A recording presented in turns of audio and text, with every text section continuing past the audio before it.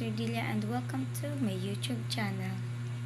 And our topic for today is a part of logic gates and circuits. And our focus for our topic for today is the OR gate circuits. What is OR gate?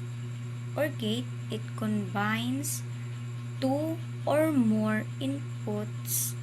Unya, ang output kay true or represented by 1 kung na ay at least one input is true. Kung ang tanan pod nato nga inputs kay false represented by 0, din ang ato ang output kay false. So sa OR gate nato naa siya circuit. So mo na yang circuit na duha ka inputs na ay isa ka output.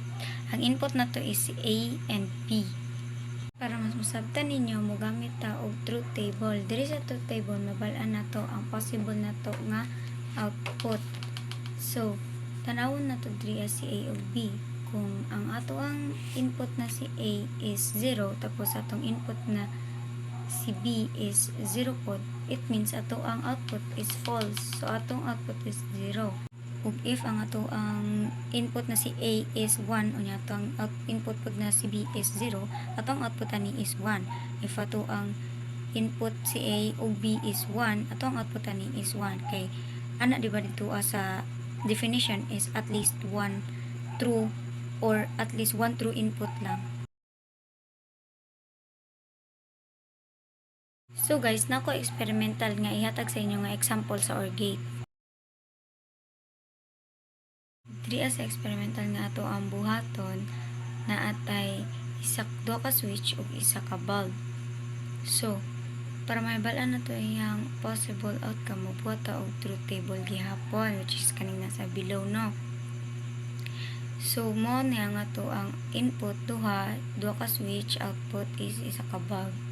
So, si input A, input B is off. So, ato ang bulb dili musika. So, ato ang output ani is 0. If si A kay on, tapos si B is off, ato ang bulb is musika. Kanaman tay isa ka output, natay at least one output.